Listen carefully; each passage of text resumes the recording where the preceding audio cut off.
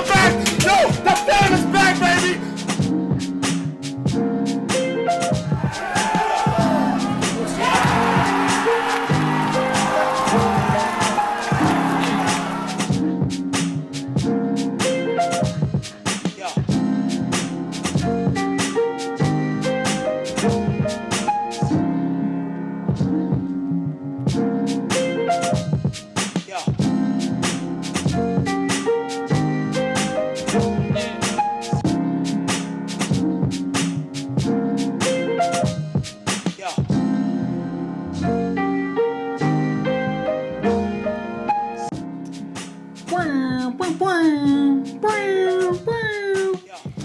Today we're going to talk about Ice Climber, easily Nintendo's most hyped franchise of all time. The boys are back with Ice Climber. In fact, the boys have arrived. They're not back. The boys are back from the arcade. The boys are back from the arcade. So, essentially, Ice Climber comes out January 30th, 1985.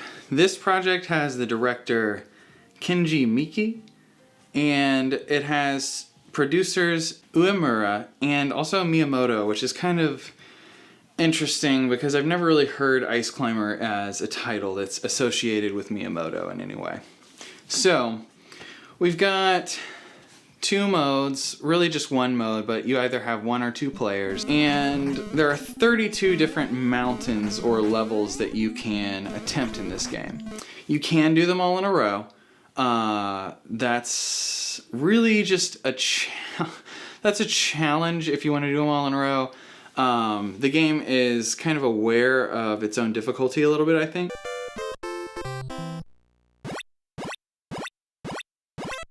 And so it allows for you to pick up wherever you left off. There's no cheat code necessary. You just get to go right back to whatever mountain you might have failed at before, or even skip over one that might be too intimidating or just too frustrating. So Ice Climber it's a franchise I feel that most people are only really aware of because of the Super Smash Bros. Franchise. Even in one of the only Melee reveal trailers for Super Smash Bros. Melee that you can find on the internet, even the guy in that video is like, wow, they really dug deep for that one.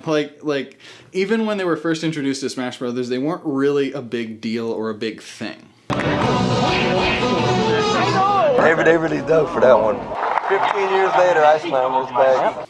There's not really a whole lot to Ice Climber. You've got three main enemies. The birds, which are called nitpickers.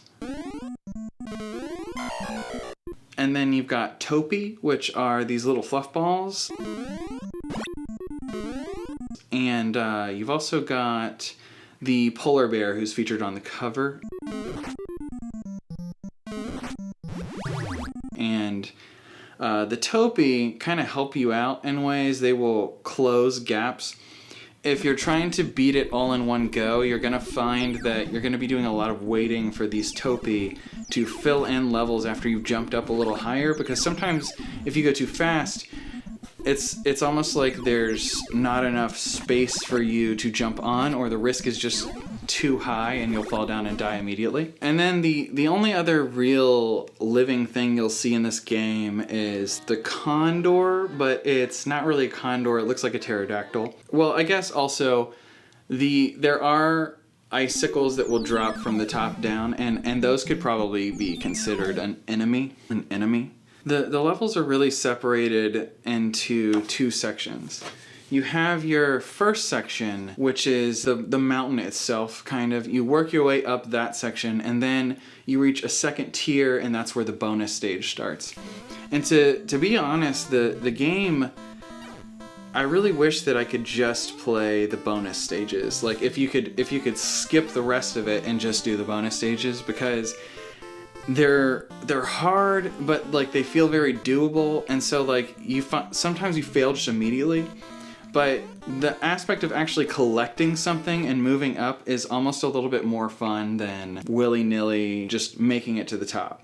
So you've got different kinds of rewards. So The only real benefit to making it all through in one go is really tied to your score. It's one of those games where you want to get the high score, but it doesn't really feel that way. Maybe in the arcade version it is that way. You want to get your name up on the board. But for the home version, which is what this is, it's really more like you just want to make it to the end. You want to beat all of the mountains. You do get a point bonus per vegetable that you find at the end of the stage. Like, people who have played Smash Brothers, you'll probably recognize the Ice Climber logo as being an eggplant. That's the first real stage, or the first real reward. And so you've got eggplants, carrots, cabbages, zucchinis, corn, turnips, pumpkins, lettuce, potatoes, and then finally it ends with mushrooms.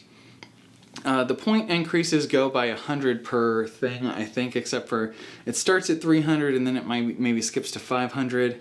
I think actually the mushrooms might be worth 1,000. I'm not totally sure. There is a trophy in Smash Bros. Brawl that features all of these vegetables. The boys are back. So the box art for this game is really cute. You'll notice there's a seal.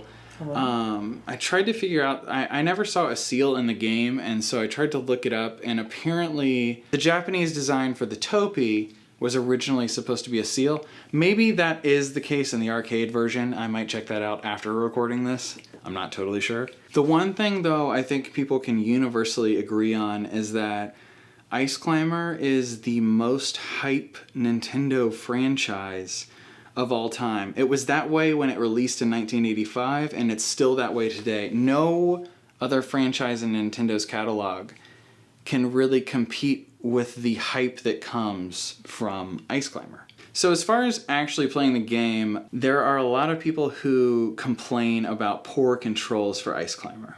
And to an extent, that is a warranted, justified complaint. You're gonna notice if you play this game, there's lots of clipping. So you'll jump towards an edge and you'll just fall right through it. You won't fall right through it. You almost have to jump like the edges of the platforms are just like a little bit in. Like just a little bit in. Because otherwise you're just gonna fall right back through. And you notice this especially with the bonus stages. Sometimes it's frustrating. You'll jump up and you'll fall right through, and so you'll jump up again trying to get up, and then you'll bounce off the bottom and then just have to start over. And it's just like... that's where a lot of the enjoyment came in playing this game two-player as well, was it's just this eternal struggle, and you have to let each other know, you and whoever you may be playing with, that there will be a lot of dying. I found that it could be competitive, but it's more fun to play cooperative and just kind of wait. And then once you get to the bonus stage, though, there really is only room for one person to make it to the top. I never managed to make it to the top with two people, and I think even if you did actually make it all the way, only one person can hang on to the condor at a time. And the condor itself is actually very hard to latch onto. But you have to remember, this is a pre-Super Mario Brothers jumping game. So jumping is not something you see in a lot of games at this point. You've got 3 lives. If you make it through progressively without dying in the bonus stages, I think that if you get every single corn, I managed to do this once when playing, you get an extra life. And that happens even if you have 3 lives already. You have a little counter that shows little faces of your character. And when you die, you lose a face, and then so on until you have no faces, and then when you die, it's game over. But you can still start back right where you left off. The only difference will be your vegetables will restart with eggplants. But, you know, overall, I don't think the hate for this game is warranted. I had a lot of fun playing Ice Climber, and so did the people that I've played this game with.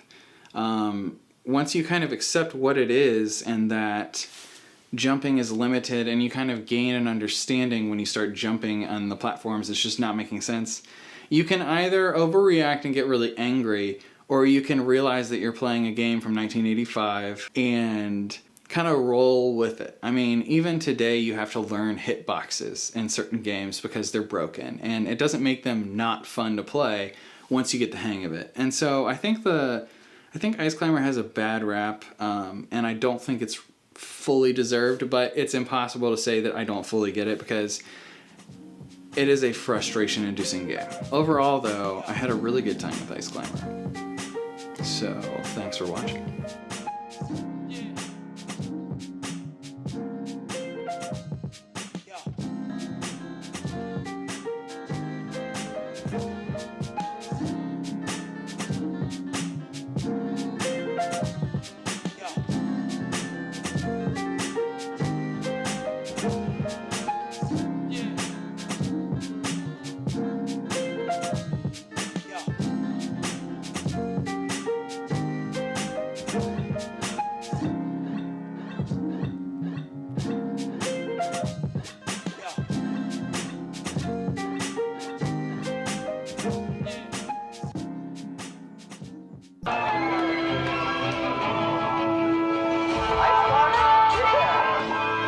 And we're live.